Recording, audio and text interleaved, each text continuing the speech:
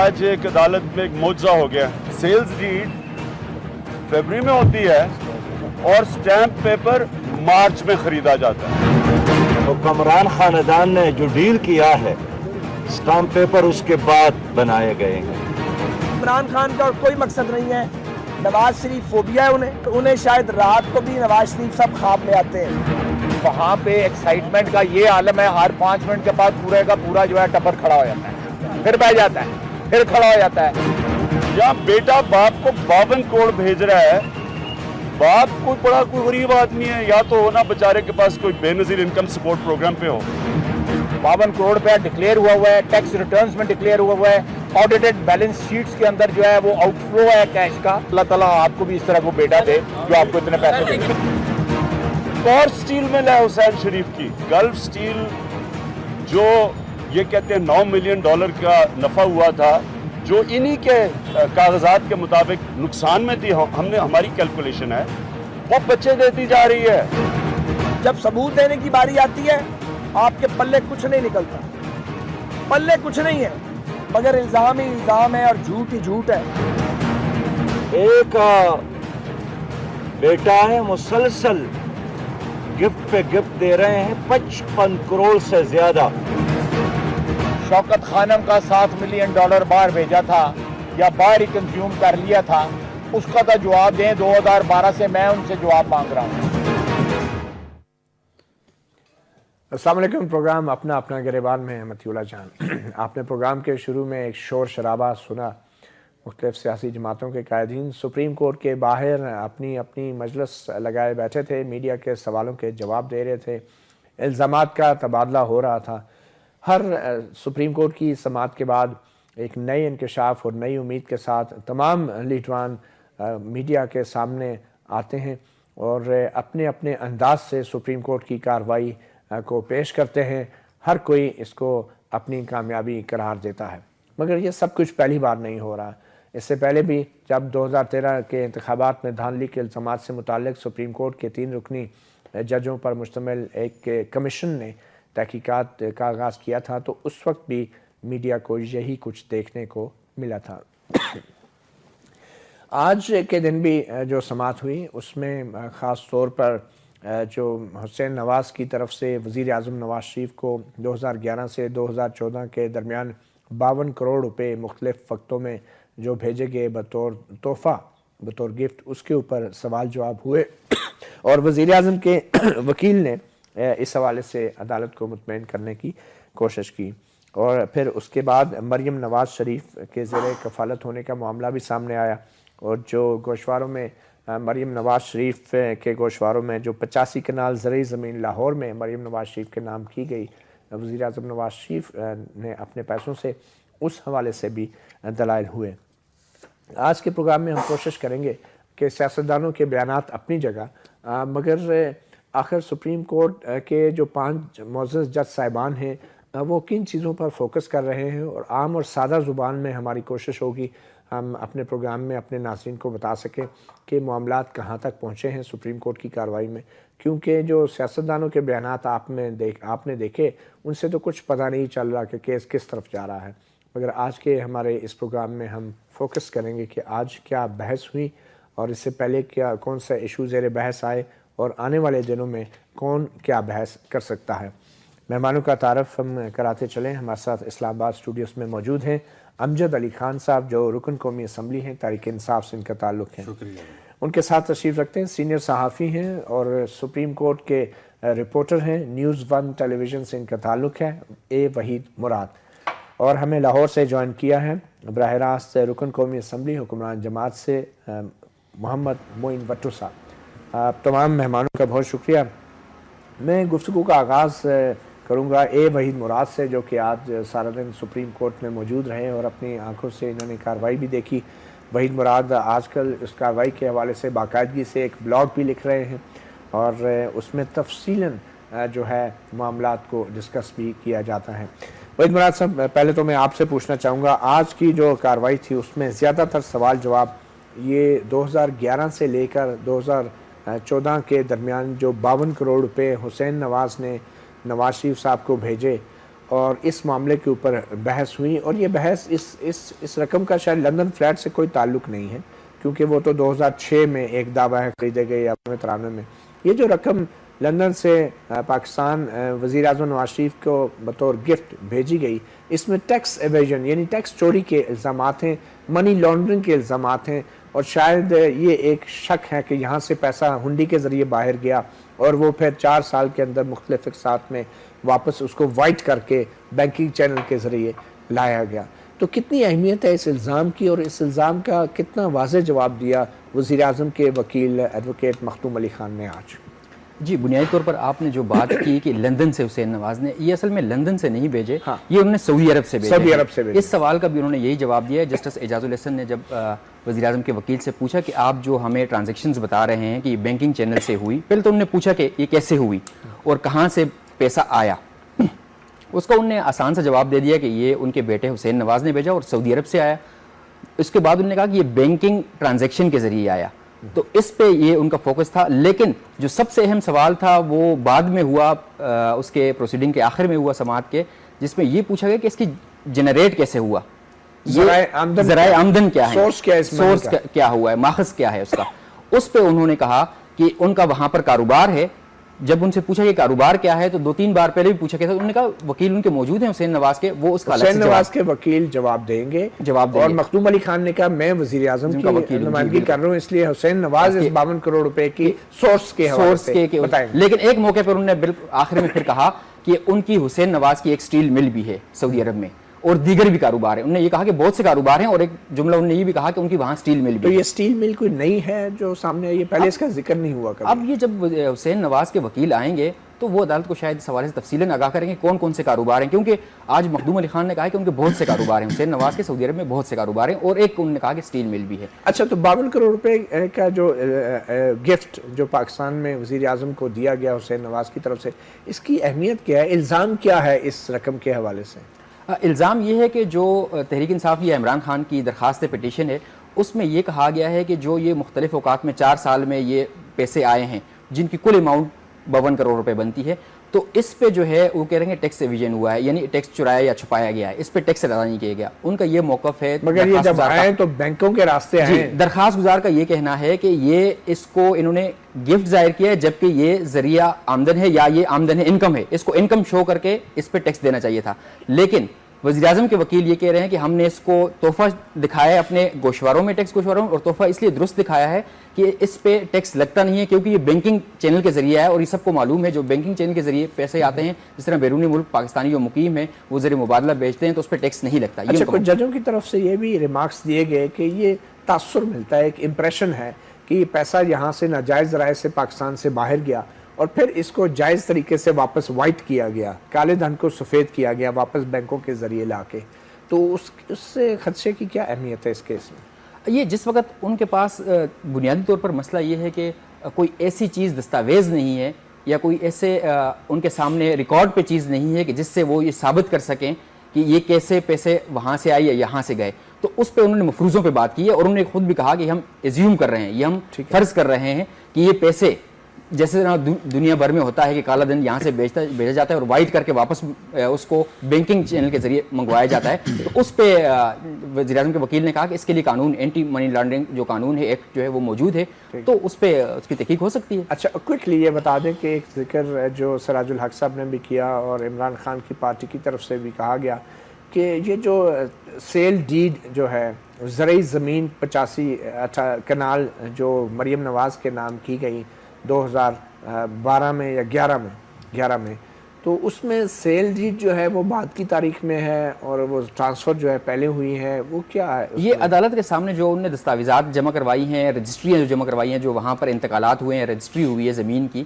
یہ بنیادی طور پر 85 کنال 19 مرلہ زمین ہے جو زرعی زمین ہے، اور نواز شریف نے وزیر اعظم نے یہ خریدی اور اس کو مریم نواز کے نام منتقل کیا. لیکن اس کی ادائیگی بعد کے نام سے مریم نواز کے بعد میں جب انہوں نے پیسے اس کے بعد میں ادا کیے، اس وقت انہوں نے یہ کہا کہ وزیر اعظم کے پاس اس وقت مریم کے پاس پیسے نہیں تھے، تو یہ نواز شریف کے پیسوں سے خریدی گئی لیکن بعد میں منتقل ہوئی. یہ اس کا مسئلہ ہے جو آپ نے پوچھا. اس پہ وہ یہ کہہ رہے ہیں کہ یہ جو رجسٹری تھی یہ مارچ میں اور 14 مارچ میں ہوا ہے، اور رجسٹری جو ہے وہ اس میں ہوئی ہے فروری میں. یہ 2 تاریخوں میں جسٹس اعجاز الحسن نے کہا کہ اس میں کوئی ہمیں سمجھ نہیں آ رہی کہ یہ کس طرح آگے پیچھے ہو گئے. تو اس پہ پھر آخر میں یہ اٹھے ہیں جو مریم نواز کے وکیل ہیں شاہد حامد, ان نے کہا ہے کہ اس کا میں ابھی تفصیلاً بتا دیتا ہوں, لیکن عدالت نے کہا کہ جب آپ کا موقع آئے, آپ کی باری آئے تو آپ تب بتائیے. بہرحال اس حوالے سے شاہد حامد جی انہوں نے وضاحت کرنے کی کوشش کی ہے, کیونکہ ابھی وزیر اعظم کے بچوں نے ابھی تک ان کے وکیل نے اپنے دلائل شروع نہیں کیے. ابھی صرف وزیر اعظم اپنے دلائل دے رہے ہیں, اور لندن کی پراپرٹی کے حوالے سے وزیر اعظم کے وکیل مختوم علی خان نے پہلے دن کہہ دیا تھا کہ وہ اس پراپرٹی سے کوئی تعلق نہیں ہے اور اس پہ کوئی دلائل نہیں دیں گے. جی انہوں نے کہا ہے کہ درخواست گزاروں نے بھی براہ راست وزیر اعظم کو اس کا ذمہ دار نہیں ٹھہرایا, اس کی ملکیت کا ذمہ دار نہیں ٹھہرایا, اور وہ تھرو مریم نواز کے ذریعے سے وہ کہہ رہے ہیں, کوشش کر رہے ہیں.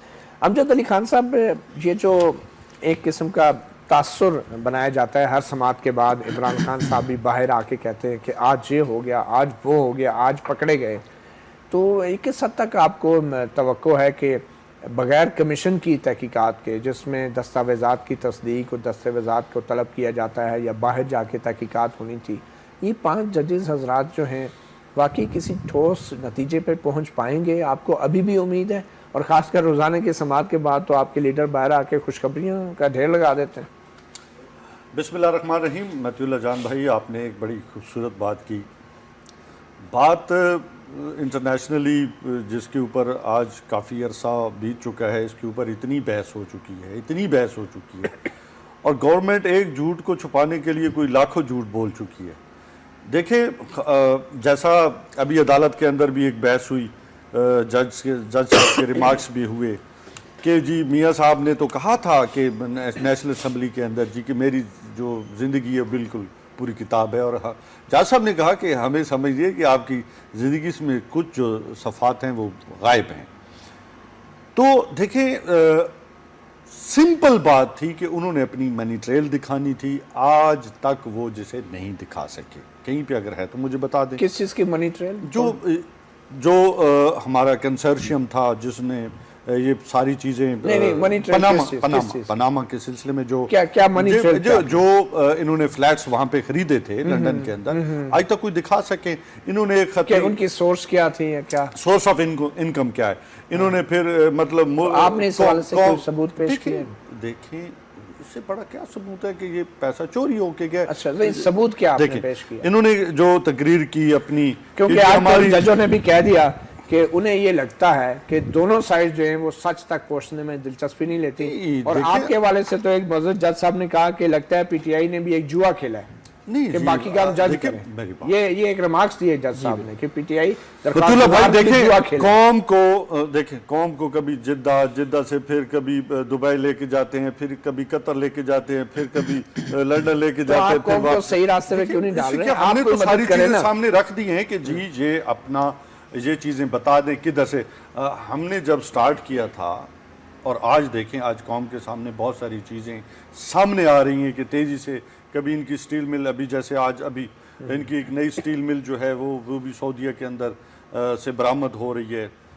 اور پھر دیکھیں ماشاءاللہ بڑے ہونہار اور اچھے بچے ہیں جو اپنے والد کے جو ہے وہ بہت تابع دار ہیں, کہ دادا جو ہے وہ کیا کہہ رہے ہیں, اور والد صاحب کو یہ بڑی بڑی رقمیں جو ہیں وہ پاکستان گفٹ بھیج رہے ہیں. اور والد صاحب اتنے مہربان ہے کہ وہ بیٹے کی دی ہوئے گفٹ کو جو ہے وہ اپنی بیٹی کو جو ہے وہ آپ کبھی اپنے والد کو اتنی بڑی رقم نہیں تحفہ؟ میرے پاس ہوتی تو اگر ہو تو دیں گے نا. دیکھیں والد صاحب اگر ضرورت ہو والد کو دیں گے نا. اگر والد صاحب کو جس طرح یہ رقمیں دے رہے ہیں نا تو وہ آپ نہیں دیں گے اپنے والد صاحب والد صاحب ہوتا ہے. لیکن سمجھ یہ ہونی چاہیے کہ یہ سورس آف انکم کیا ہے, اتنی بڑی بڑی جو رقمیں آ رہی ہیں کہاں سے آ رہی ہیں پتہ. دیکھیں اسحاق ڈار کے حوالے لیکن آپ کو بیٹے کے والد کو رقم دینے میں تو اعتراض نہیں ہے, پتہ تو چلے نا بھئی رقم حلال کی ہے یا حرام کی ہے.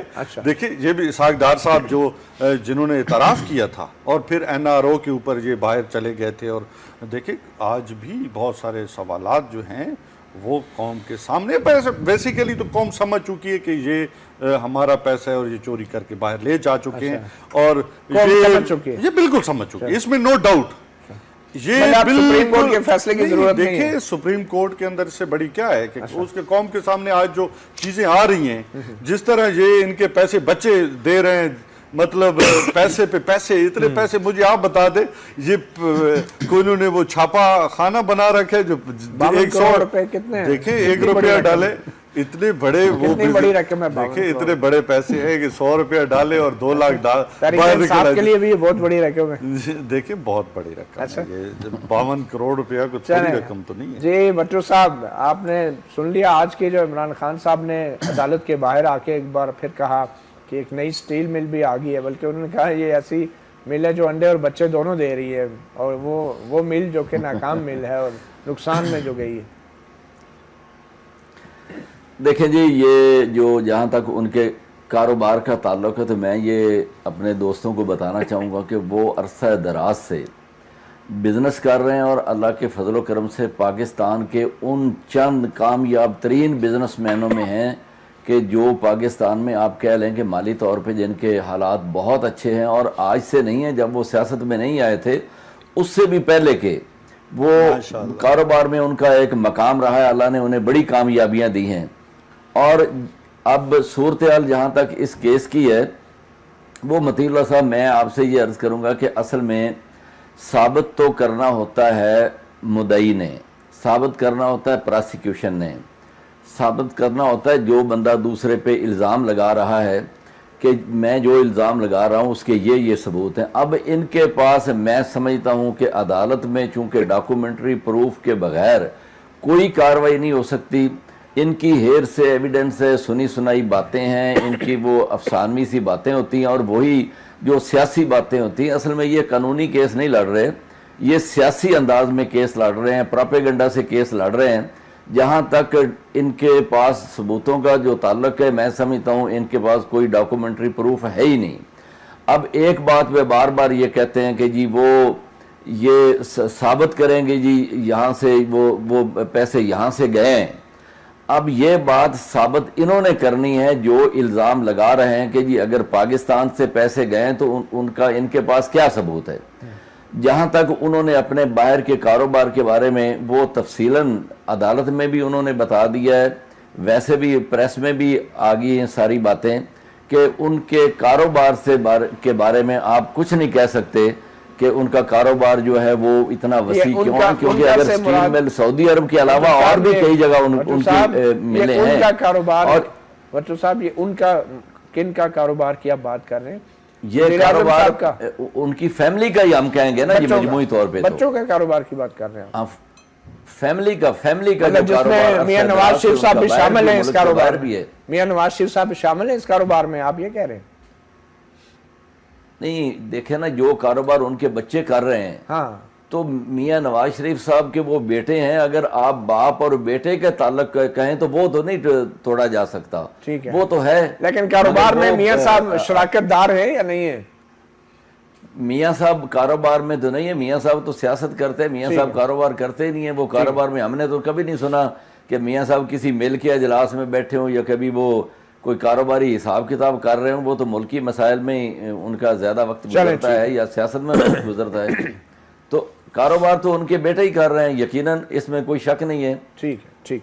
अच्छा, मैं वहीद मुराद साहब आपकी तरफ आऊँगा। आपको क्या लगता है कि जो कुछ अदालत के अंदर होता है और जो कुछ जो है अदालत के बाहर सियासतदान आके मीडिया से बातें करते हैं, कितना फ़र्क होता है? इस सवाल के साथ मैं एक छोटी सी ब्रेक लेता हूँ। ब्रेक के बाद फिर आपसे यही सवाल आपसे करूँगा कि अदालत के अंदर की कार्रवाई और जो बाहर आके मीडिया को बताया जाता है उसमें कितना फ़र्क आप देखते हैं। एक छोटे से बहुत से ऐलानात हुए बहुत सी सियासी लीडरों की तरफ से, उसी हवाले से बात कर रहे हैं। वहीद मुराद हमारे साथ मौजूद है, न्यूज़ 1 टेलीविज़न के सीनियर सुप्रीम कोर्ट करस्पॉन्डेंट हैं। और वहीद मुराद, आपसे वही सवाल कि कितना फ़र्क लगता है? आप कई घंटे सुप्रीम कोर्ट में बैठते हैं और जो कुछ सुप्रीम कोर्ट के अंदर होता है, और उसके बाद फिर जब वही सियासी कायदीन कोर्ट रूम से बाहर निकल के मीडिया के सामने आते हैं और वो जो बातें करते हैं, कितना फ़र्क होता है? एक तो मुझे नज़र आ रहा है कि आप इतने फ्रस्ट्रेट हुए हुए इस तजाद से कि आपने अपना ब्लॉग भी लिखना शुरू कर दिया है ताकि सही लोगों को हकीकत भी पता चल सके। कितना फ़र्क लगता है आपको? जी, बुनियादी तौर पर तो मीडिया का काम ये है कि लोगों तक असल सूरत हाल पहुँचे, और ख़ास तौर पर जो कोर्ट की रिपोर्टिंग है तो ज़ाहिर बात है ज़्यादातर कानूनी और आइनी उमूर पर बात होती है। सियासी उमूर तो होते हैं, लेकिन सियासी उमूर शेख रशीद जैसे लोगों के ज़िम्मे होते हैं। वो अंदर अगर कोर्ट में भी खड़े होकर बात करते हैं तो सियासी बात ही करेंगे, लेकिन जो हम रिपोर्ट करते हैं वो तो वही करेंगे जो अंदर हुआ है। अब बाहर आके हर जो सियासी रहनुमा है وہ اپنے اپنے حصے کا سچ بولے گا یا اپنے اپنے حصے کی جو بات کرے گا. عمران خان جو ان کے حق میں بات ہوئی ہے وہ بات کریں گے اور خواجہ آصف صاحب آ کے اپنے حصے کی بات کریں گے. تو یہ تو ہے, وہ تو رپورٹ نہیں کر سکتے, رپورٹ تو ظاہری بات ہے ہم نے کرنا ہے. اور ہمارا جو بنیادی وہ ہے کہ لوگوں تک درست جو حقائق پہنچے. اب ٹی وی کی رپورٹنگ کا یہ مسئلہ ہے کہ وہ ٹکر پہ چلتی ہے اور ٹکر سیاق و سباق سے ہٹ کے بعض اوقات رپورٹ ہو جاتا ہے, یہ بڑا مسئلہ ہے.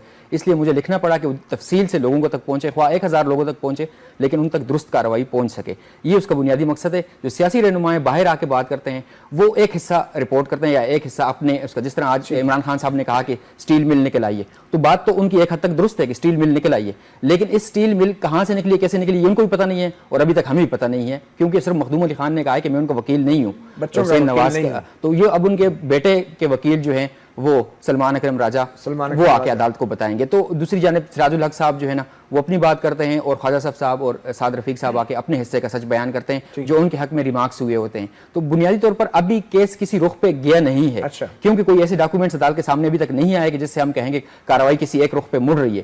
ابھی تک سب کے لیے اوپن ہے اور عدالت باہر بار بار اگر یہ پوچھ رہے ہیں ججز کہ آپ ہمارے سامنے کوئی چیز کنکریٹ ایویڈنس لائیں جس پہ ہم ریلائی کر سکیں, کیونکہ یہ 184(3) کی کارروائی ہے, عوامی مفاد کا مقدمہ ہے اور سپریم کورٹ اس میں ابھی تک کسی انکوائری کو انیشیٹ نہیں کیا. تو انکوائری انیشیٹ کیے بغیر جو ڈاکومنٹس عدالت کے سامنے موجود ہیں اس پہ کوئی ڈیسیژن نہیں لے سکتی. مثلا آج جسٹس اعجاز افضل نے کہا کہ آپ جن ڈاکومنٹس یا ٹیکسٹ گوشوارے ہمارے سامنے پیش کر رہے ہیں, انہوں نے وزیر اعظم کے وکیل کو کہا کہ یہی تو عمران خان یعنی پٹیشنر نے بھی یہی پیش کیے ہوئے ہیں, اب وہ اس پہ کچھ اور کہہ رہے ہیں, آپ اس پہ کچھ اور کہہ رہے ہیں. ٹیکس کے قانون میں صرف تضاد جی نہیں, لیکن انہوں نے کہا کہ اب یہی ڈاکومنٹس پہ آپ کچھ اور کہہ رہے ہیں, اسی ڈاکومنٹس پہ عمران خان کے وکیل کچھ اور کہہ رہے ہیں. اب ہم نے اس کو ایگزامن کرنا ہے تو ہم کیسے ایگزامن کریں گے؟ اچھا, یہ ایک کچھ ریمارکس جو ہیں جسٹس عظمت سعید کی طرف سے جو آئے ہیں وہ بڑے دلچسپ ہیں اور وہ میں پڑھ دیتا ہوں. عظمت سعید صاحب نے ایک فارم اٹھایا اور انہوں نے کہا کہ بولے 100 سوالوں کا سامنا ہے, ایسا جواب ریکارڈ کے ساتھ سامنے نہیں آ رہا جس پر اعتبار کر سکیں. لوگ عدالت کی طرف دیکھ رہے ہیں جبکہ درخواست گزار بھی جوا کھیل رہا ہے. استدعا کی گئی ہے کہ اس ریکارڈ پر فیصلہ کیا جائے. عدالت کیسے کر سکتی ہے اس ریکارڈ پر فیصلہ؟ یہ عصمت سعید شیخ جو کہ ایک کارپوریٹ سیکٹر کے اسپیشلسٹ ہیں ایز اے جج, انہوں نے جب یہ بات کی تو آپ کو لگتا نہیں ہے کہ جج بھی بڑے انٹیمیڈیٹ ہو رہے ہیں, فرسٹریٹ ہو رہے ہیں اور وہ شاید وزیر اعظم کے بچوں کے وکیل کے دلائل شروع ہونے سے پہلے ہی جو ہیں وہ فرسٹریشن میں اپنی رائے کا اظہار کرنا شروع ہو گئے؟ تھوڑا سا پری میچور نہیں ہے یہ ریمارکس؟ وہ تحمل اور وہ صبر نظر نہیں آ رہا بظاہر بینچ کے اندر بھی کہ وہ سب کو سننے کے بعد ایسی بات کریں, بجائے اس کے کہ پہلے ہی وہ ایجیٹیٹ ہو کے کہہ دیں کہ جی ہم کیسے فیصلہ کر سکتے ہیں. ابھی تو بچوں کے وکیل نے دلائل نہیں دیے, مریم نواز شریف کے وکیل نے دلائل نہیں دیے. مسئلہ پھر وہیں آ جاتا ہے کہ بات کہیں آگے بڑھی نہیں ہے. اب وہ جج صاحبان جو 60 سال کی عمر سے زیادہ کے ہیں اور وہاں بیٹھے ہوئے ہیں اور ان نے وہ 3-3.5 گھنٹے بیٹھنا ہوتا ہے اور مسلسل وہی بات وہ سن رہے ہوتے ہیں, بار بار سن رہے ہوتے ہیں, ٹھیک ہے. اور ہم جیسے لوگ وہاں تنگ ہو جاتے ہیں کھڑے کھڑے کہ یار یہ تو وہی بات ریپیٹ ہو رہی ہے, دوبارہ وہی بات کہی جا رہی ہے, ٹھیک ہے. تو ان جج صاحبان نے آج کورٹ روم کا جو ٹائم ہے 1 بجے, اس سے ختم ہونے سے 10 منٹ پہلے آپ کہہ سکتے ہیں کہ انہوں نے تنگ آ کے یہ انہوں نے کہا کہ کسی نے تو فیصلہ کرنا ہے. مثلا میرے جو سمجھا کہ ان کا یہی تھا کہ یار ہم تو نہیں کر سکتے, اللہ میں یہی کرے گا, کچھ تو کرے گا, ٹھیک ہے. تو انہوں نے کہا کہیں نہ کہیں تو ہونا ہے, کیونکہ انہوں نے دیکھ لیا تھا کہ 184(3) جو ہے اس کے دائرہ اختیار سماعت جو ہے ان کا وہ محدود ہے, اس میں وہ خود سے انکوائری نہیں کر سکتے, خود سے ٹرائل کورٹ کا کردار ادا نہیں کر سکتے, کمیشن بھی نہیں بنایا. تو یہ بنیادی طور پر تو کمیشن بنتا تو پھر وہاں ایک جج کے سامنے وہ کہتا FBR کو کہ آپ یہ مجھے ثابت کر کے دیں کہ یہ گوشوارہ جو ہے یہ درست ہے یا نہیں ہے, اس کے اکاؤنٹ سے یہ پیسے گئے ہیں یا نہیں گئے, یہ حسین نواز کے اکاؤنٹ ہے, اس کو معلوم کریں کہ اس تاریخ میں یہ پیسے نواز شریف کے اکاؤنٹ میں گئے یا نہیں اور نواز شریف کے اکاؤنٹ میں آئے یا نہیں, تو وہ اس وقت ہو سکتا. اب آپ نے ایک ڈاکومنٹس اٹھایا ہوا ہے, ان کے سامنے رکھا ہوا ہے, وہ اس پہ کچھ کر بھی نہیں سکتے. اس پہ کمیشن بنتا تو بہتر تھا.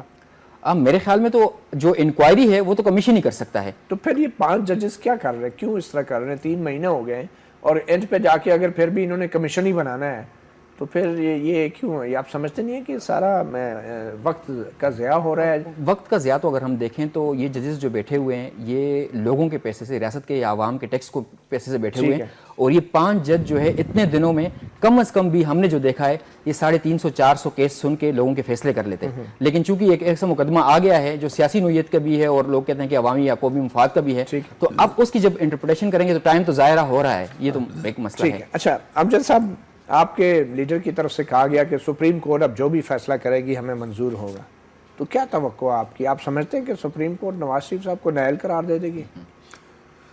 کتنی توقع آپ کو؟ آپ مطیع اللہ بھائی آپ کورٹ کہہ رہی ہے کہ آپ جوا کھیل رہے ہیں. دیکھیں مولوی تمیز الدین کیس کے جب فیصلہ ہوا اس کے بعد کورٹس پہ آج تک یہ ہے کہ کورٹس جو ہے نظریہ ضرورت کے تحت جو ہے وہ فیصلے کرتی آئی ہیں. اب بھی کرنا چاہیے؟ نہیں. اچھا اب ایک ٹائم آ چکا ہے جس میں اب کورٹس کو دیکھیں سپریم کورٹ چونکہ کورٹ آف لا بھی ہے اور کورٹ آف جسٹس بھی ہے, یقیناً ہمیں توقع ہے کہ وہ انصاف کرے گی. لیکن وہ نظریہ ضرورت تو صرف فوجی آمروں کے حق میں دیکھیں ہر حساب سے نا آپ بہت کس سارے کے حق میں آپ نظریہ کہہ رہے ہیں کہ نہیں ہونا چاہیے؟ دیکھیں اب میں نے ایک بات کی کہ نظریہ جمہوریت ضروریت دیکھیں وہی یہی بات کر رہا ہوں. جمہوریت میں بھی نظریہ ضرورت رہا ہے آپ کے خیال میں؟ دیکھیں بہت سارے اگر فیصلے آپ دیکھیں تو اس کے حوالے سے بہت سارے حوالے بہت ساری پارٹیز یہ کہنے پہ مجبور ہیں کہ دوسرے پروونسز سے اگر کوئی پرائم منسٹر ہوتا یا کوئی اور کسی پارٹی سے پرائم منسٹر ہوتا تو اس کے کب کا وہ جیل میں چلا گیا ہوتا. بات یہ ہے کہ جو سچ ہے آج اگر آپ دیکھیں میاں صاحب نے لاہور میں اس کے میاں شریف صاحب کے کتنے تیل کے کنویں تھے جو ان کا کاروبار اپنا بنا, ایمریٹس کے اندر بنا, اسٹیبلش ہوا, پھر اس نے سعودیہ میں اسٹیبلش بھی ہوا, پھر قطر میں اسٹیبلش ہوا, پھر یو کے میں دیکھیں اربوں روپے کھربوں روپے کی. دیکھیں ثبوت اس سے بڑی کیا ہے کہ وہ ان کا نام آف شورز کمپنیز میں آیا. آج تک دیکھیں مجھے بتا دیں آف شور کمپنیز میں تو بڑوں بڑوں کے نام آئے, آپ کے لیڈر کے بھی آئے. دیکھیں ہم نے تو بتا دیا نا اپنی تو ساری چیزیں بتا دی کہ یہ ہم نے فلیٹ تھا, اس فلیٹ کو ہم نے بیچا, اس کا جو بینک ٹرانزیکشن. یہ جو بتا رہے ہیں کون وزیر اعظم کے وکیل جو بتا رہے ہیں, آپ بتائیں نا. انہوں نے کیا بتایا؟ ابھی تک کچھ بھی نہیں بتایا. ابھی تو سٹارٹ ہوئے, کبھی ان کی جیسے آج سٹیل مل نکلی ہے, کبھی کیا زرعی زمین نکل آئی ہے, کبھی وہ بیک ڈیٹ میں اسٹامپ ڈیڈ جو ہے ان کے بھی پڑے. دیکھیں بات یہ ہے کہ ابھی تک جیسے میں نے پہلے کہا کہ ایک جھوٹ بولنے پہ وہ ابھی پتہ نہیں کتنے اور جھوٹ بولے, اور ایک خاندان نے ابھی اپنے کو 10 وکیل کھڑے کیے ہیں.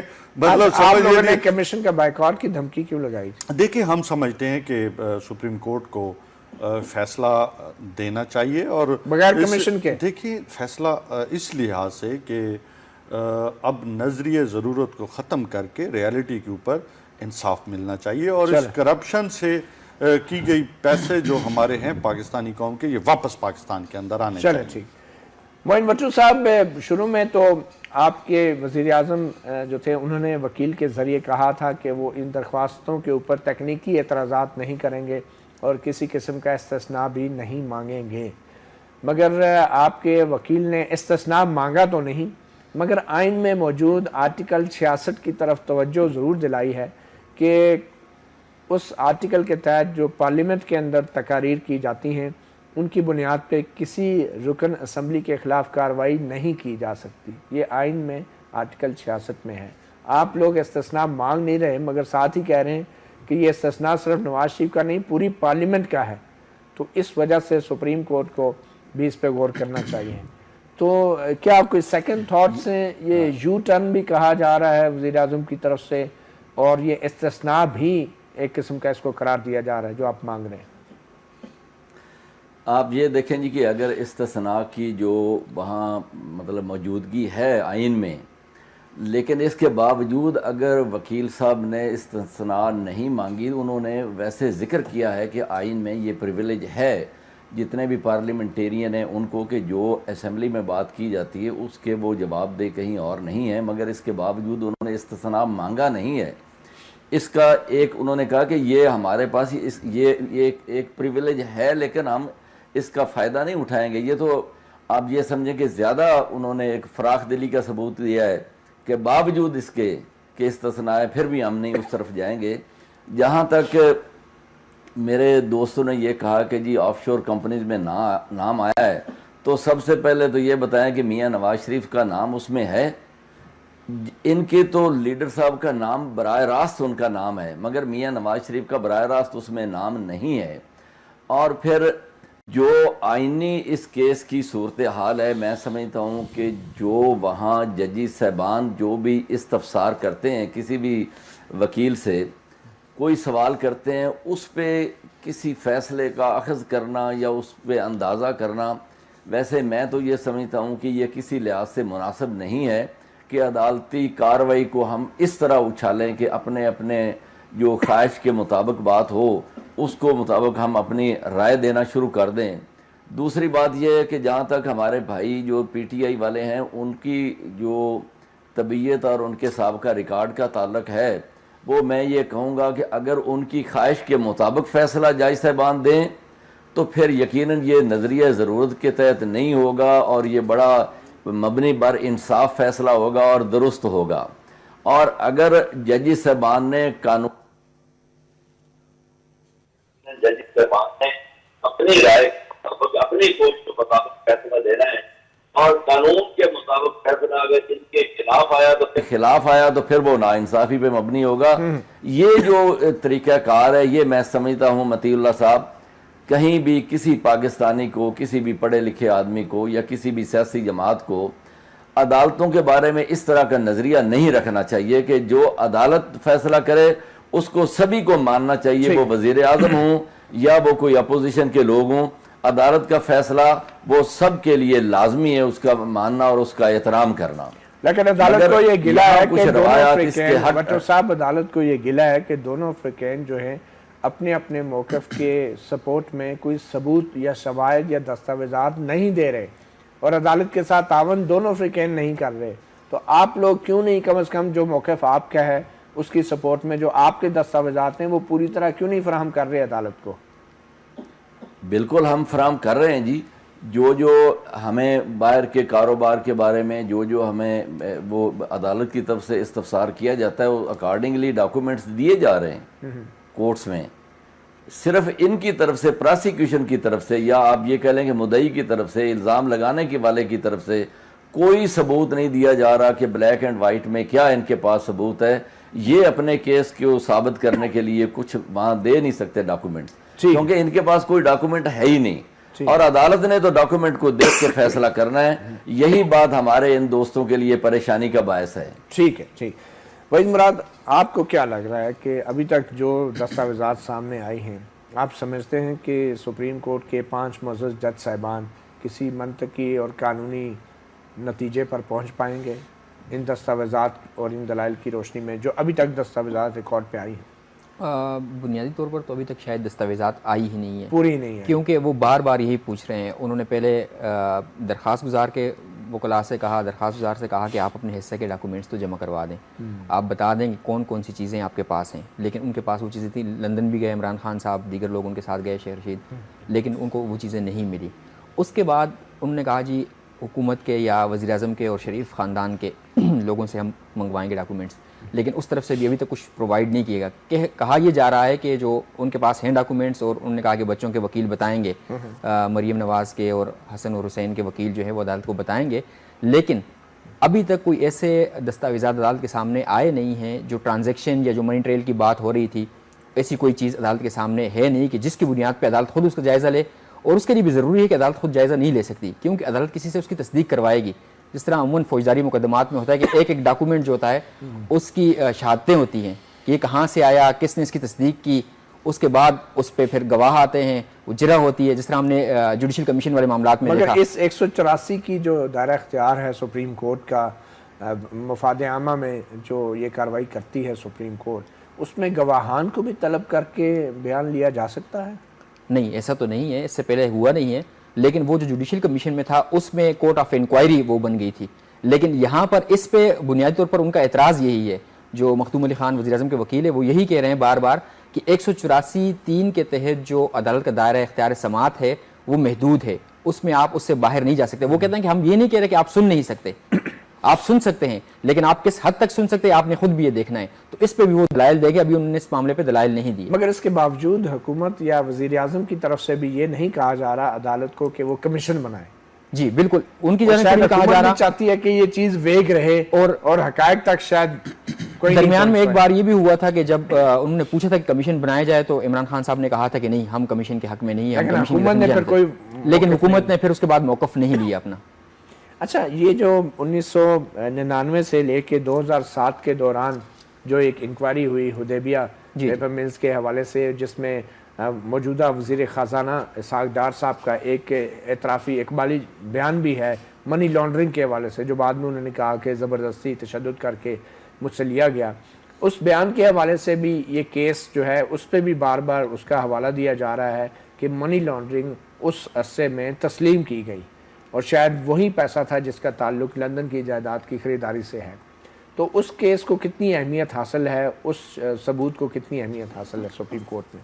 یہ جب نواز شریف کی حکومت 99 میں ٹپل کی گئی تھی اس کے بعد سے یہ انیشیٹ ہوئی تھی، لیکن اس دوران ان کو باہر بھیجا جا چکا تھا. تو اسی بنیاد پہ کیونکہ ان کو اس مقدمے میں شریک نہیں کیا جا سکا تھا، ان سے تحقیق یا تفتیش نہیں کی جا سکی تھی. اور رحمان ملک کی کوئی رپورٹ بھی تھی، رحمان ملک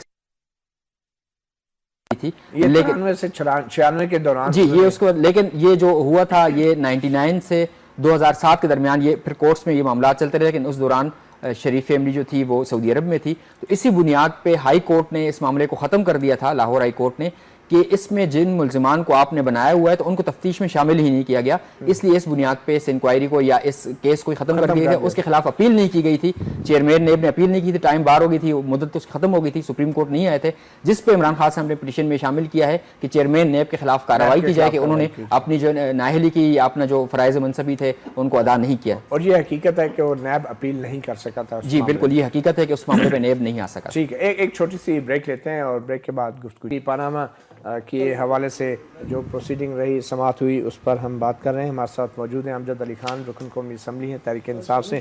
امجد صاحب، آج جماعت اسلامی کے جو سربراہ امیر سراج الحق صاحب، انہوں نے بھی ایک درخواست دی ہے، وزیر اعظم کی نااہلی کے لیے درخواست دی ہے. آپ کا اور جماعت اسلامی کے موقف میں فرق کیا ہے اور یہ آپ لوگ علیحدہ علیحدہ کیوں درخواستیں کر رہے ہیں؟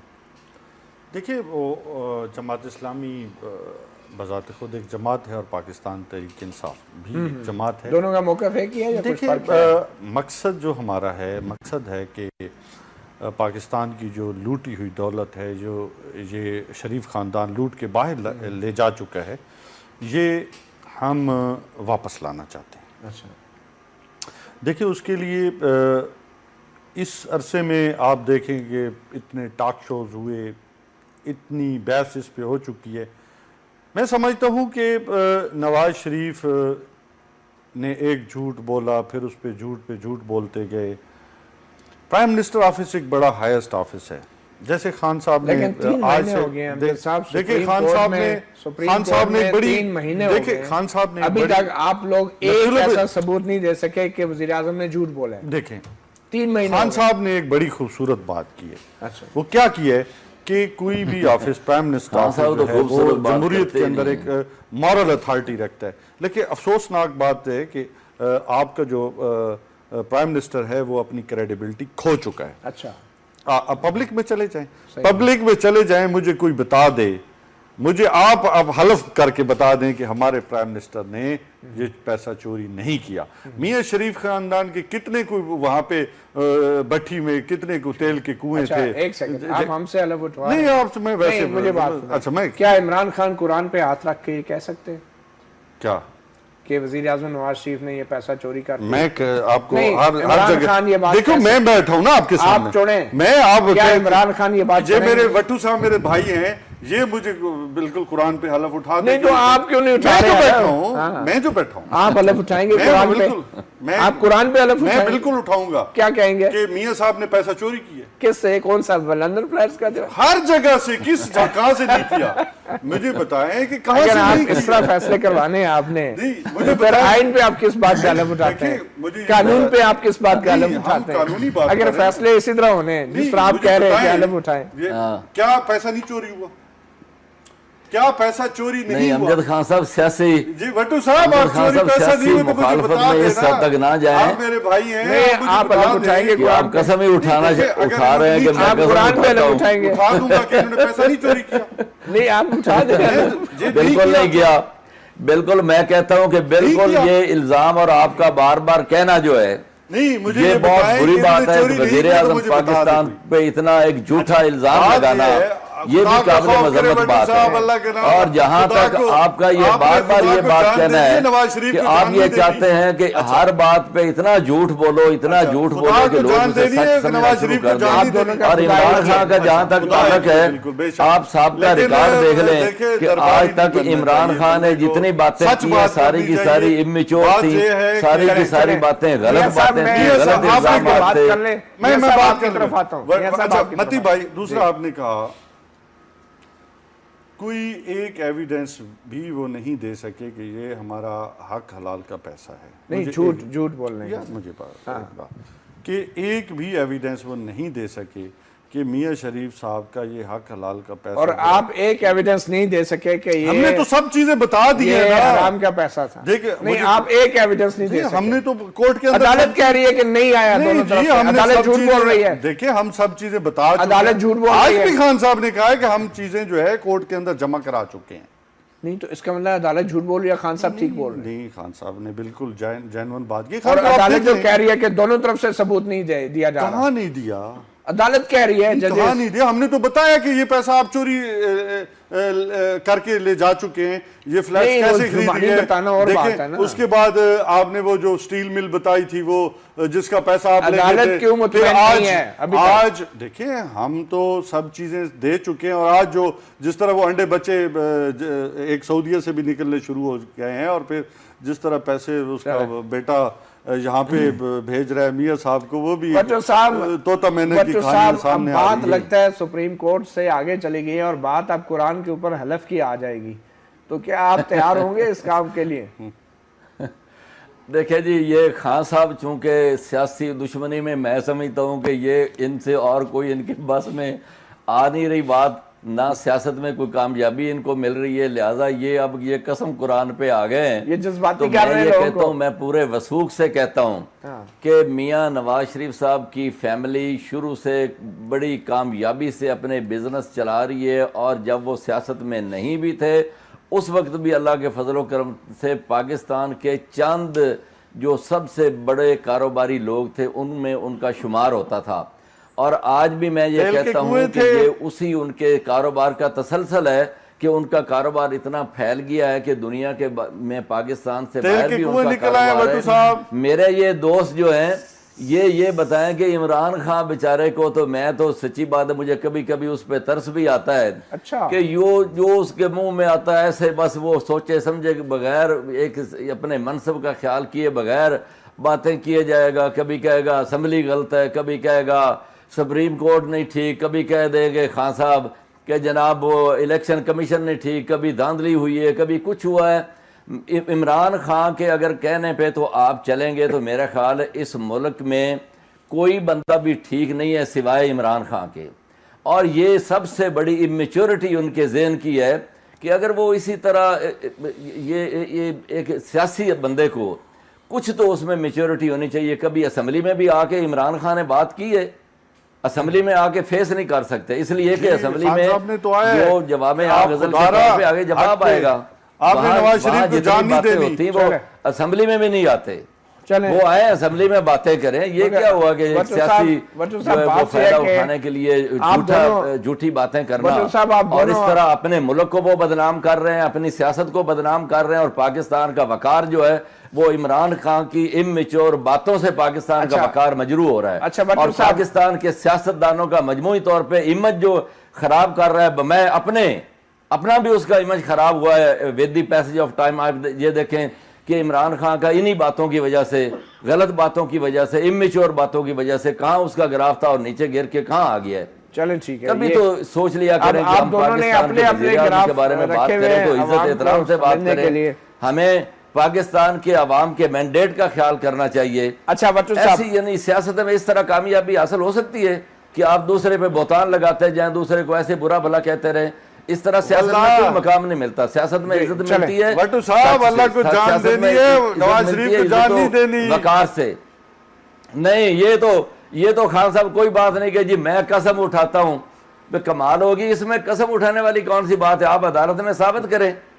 تو ہم نے تو اگر دے اب دی ہے آپ نا کے پاس کہ کوئی میاں صاحب ثبوت اپنی نہیں ہے، ہماری آپ کو پیسہ کوئی لوٹ رستہ کے ہی لے نہیں جا نظر آ رہا چکے کہ ہم کیا کریں۔ بتائیں، سورس ابھی بتائیں۔ آپ کو اور بہت ساری پریشانی آنی ہے جب نہیں۔ عدالت کا فیصلہ آپ کے خلاف آ جائے گا۔ بھٹو صاحب، کتنے فیصلے میاں ہوئے جو صاحب آپ کے کے کتنے خلاف تیل آئے، کے کنویں پھر آپ نکلے معذرت تھے کرتے رہتے ہیں۔ میاں شریف چلے کے نہیں، یہ لاہور تو میں۔ نہیں، دیکھیے میاں نواز شریف صاحب جو ہے نہیں، وہ کتنا اچھا، بڑا وہ کاروباری تھا۔ 1980 سے میرے خیال کے مطابق وہ مسلسل آج سے 36 سال سے وہ تو وٹو صاحب ذاتی سچی طور بات پہ تو یہ سیاست میں ہے، ہیں، وٹو صاحب ان کی سچی فیملی بات، کاروبار میں ہے، وٹو صاحب سچی ان بات کی تو یہ فیملی ہے ان کہ کو اس نہ وقت تو میں ان کے والد امجد صاحب صاحب کاروبار میں تھے، وٹو صاحب میری اب ان بات کے سنیں، بیٹے وٹو کاروبار صاحب میں، سوال ان لے کی لیں۔ فیملی ان کو سپورٹ وٹو کرتی ہے، صاحب وہ سوال لے کاروبار لیں۔ میں ذاتی طور پہ نہیں ہے۔ اچھا وٹو صاحب ایک سوال لے لیں، ہر وٹو بات صاحب پہ ایک میاں سیکنڈ، نواز وٹو شریف صاحب، کا کسی طرح کے وٹو چاہتے ہیں صاحب کہ آپ کے کان عوام سے میں ایئر کم پیس ہو نکل تو نہیں اور گیا، ان میری آواز الزامات آپ کو سے نہیں کم جا رہی نہیں ہو سکتا۔ وٹو صاحب، سپریم کورٹ پہ آپ یقین رکھیں اور جو قانون صاحب اور میری آواز آئین آپ کے تک نہیں جا رہی مطابق شاید۔ فیصلہ ہوگا وٹو اس صاحب، کو سننے کے لیے آپ میرے امجد حوصلہ صاحب بھی میرے خیال رکھیں۔ میں وہ ان کو میری آواز نہیں جا رہی ہے وٹو صاحب کو۔ وٹو صاحب آپ سوال بھی لے لیں، آپ بار بار دہرا رہے ہیں ایک ہی بات۔ مجھے لگتا ہے نہ آپ کو پتا ہے میاں صاحب کے بزنسز کا، نہ امجد صاحب کو پتا ہے کہ الزامات کیا جی کیا ہے۔ میں آپ کہتا دونوں ہوں کو بزنس کا ڈیٹیل تو میرے پاس نہیں ہے نا۔ نہیں ہے نا، وہاں باہر نئی سٹیل مل آئی ہے، اس کے بارے میں آپ بتا سکتے ہیں یہ کون سی نئی سٹیل مل ابھی آئی ہے آج جو سپریم، آپ بتا سکتے جی ہیں؟ میں کہتا ہوں کہ ان کی سٹیل مل اور کئی ملکوں میں بھی ہے۔ اچھا ہاں، وہ بھی حیران بتا کن دیں۔ بات ہے، ماشاءاللہ۔ نہیں وہ بھی بتائیں نا پھر، اگر آپ کے پاس کوئی مزید انفارمیشن ہے تو وہ دے دیں۔ دیکھیں نا ان کا کاروبار ہے، وہ ان کی فیملی باہر، ان کے بیٹے باہر کام کر رہے ہیں۔ کوئی ایک آدھ اور بتا کئی دیں جو ملکوں میں بھی ہو دوسرے سکتی ملکوں ہیں۔ میں، جو دوسرے ملکوں میں اس کے بارے میں نہیں کوئی- مجھے تو نہیں پتا، لیکن یہ کہ میں یہ سمجھتا ہوں کہ ان کا اور کئی ملکوں میں بھی ہو سکتا ہے۔ اچھا جو ابھی تک شاید سامنے یہ ڈکلیئر تو کوئی نہیں ایسی ہوا۔ بات نہیں۔ یہ مجھے بتائیں کہ یہ کون سا جرم ہے، یہ کون سی بات ہے ایسی کہ جس پہ یہ کہیں کہ جی ان کی سٹیل مل وہاں کیوں ہے، جی ان کا کاروبار وہاں کیوں ہے، یہ کوئی الزام نہیں ہے۔ جی وحید مراد صاحب، میڈیا جو ہے اس کیس کو آپ کے خیال میں کیسے رپورٹ کر رہا ہے، کیسے رپورٹ کرنا چاہیے، اور اس کیس کے حوالے سے جو بھی انڈرسٹینڈنگ یا کنفیوژن ہو رہی ہے اس میں میڈیا کا کتنا رول ہے؟ جی میڈیا کا تو ہم بات کریں گے الیکٹرانک میڈیا کی، کیونکہ اخبارات میں تو اگلے دن رپورٹ ہوتا ہے تو اس وقت تک بہت سے فیکٹس درست ہو جاتے ہیں، کسی چیز میں کوئی کنفیوژن رہ گئی ہے تو وہ وکیل سے پوچھی جا سکتی ہے، کورٹ کے اسسٹنٹ بھی ہوتے ہیں، لوگ وہاں دیکھ رہے ہوتے ہیں۔ لیکن الیکٹرانک میڈیا چونکہ وہ ٹکر جرنلزم ہم اس کو کہہ رہے ہیں، ٹکر پہ چلتا ہے اور ٹکر سیاق و سباق سے ہٹ کے بھی چل جاتا ہے، اور شاید ججز بھی اس ٹکر جرنلزم سے متاثر ہوتے ہیں، پکڑتے ہیں، بالکل متاثر ہوتے ہیں، بلکہ انکریج کرتے ہیں، بلکہ وقفے کے دوران وہ جا کے دیکھ لیتے ہیں۔ پہلے دن یہ ہوا کہ وقفے کے دوران انہوں نے جا کے دیکھ لیا کہ باہر ٹاک ہوئی ہے عمران خان یا ان کے، اچھا وہ ٹی وی بھی دیکھتے ہیں جا کے وقفے میں؟ جی انہوں نے کہا کہ ہم نے دیکھا کہ فواد چودھری صاحب نے ٹاک کی ہے تو کورٹ روم کے باہر جو ہے وہاں ٹاک نہ کریں، آپ باہر سڑک پہ چلے جایا کریں، یہ انہوں نے پہلے دن کہا۔ جسٹس آصف سعید کو وہ ساتھ ساتھ ٹی وی دیکھ رہے ہیں کہ ہم جو کہہ رہے ہیں جب وہ وقفے میں جاتے ہیں، ظاہر بات ہے چائے جہاں پر وہ ان کا ریسٹ روم ہے جہاں وہ چائے پیتے ہیں تو وہاں ظاہر بات ہے ٹی وی لگا ہوگا۔ آپ سمجھتے ہیں کہ کچھ باتیں ججز حضرات جو ہیں وہ کرتے ہی میڈیا کے لیے اور ٹکرز کے لیے؟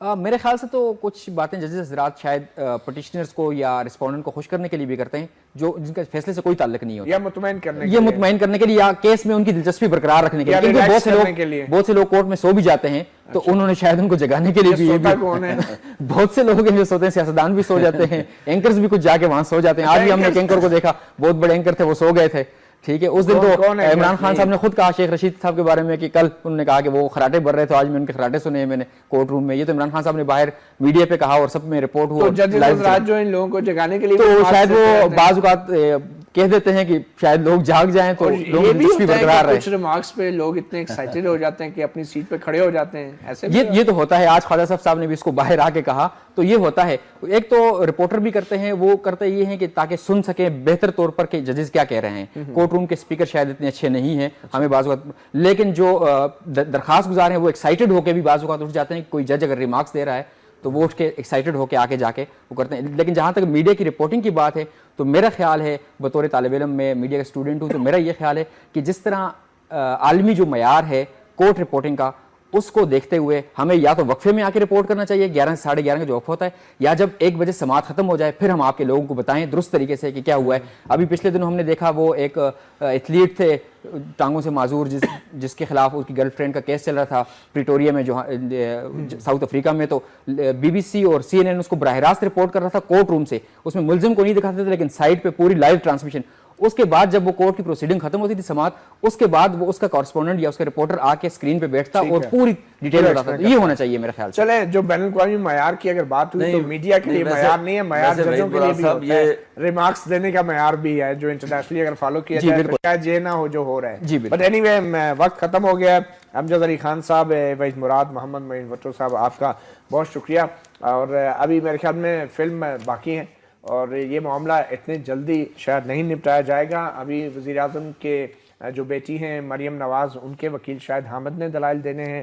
پھر جو حسین نواز ہیں ان کے وکیل ہیں سلمان اکرم راجہ، انہوں نے دلائل دینے ہیں. اور پھر ظاہری بات ہے دوسرے فریق نے بھی کچھ دلائل دینے ہیں، جس کے بعد ہی شاید 5 معزز جج صاحبان سپریم کورٹ کے تاریخ میں پہلی بار اس معاملے کو کسی منطقی انجام تک پہنچا پائیں گے. اپنا گریبان سے اتنا ہی. مطیع اللہ جان کو اجازت دیجیے. اللہ حافظ.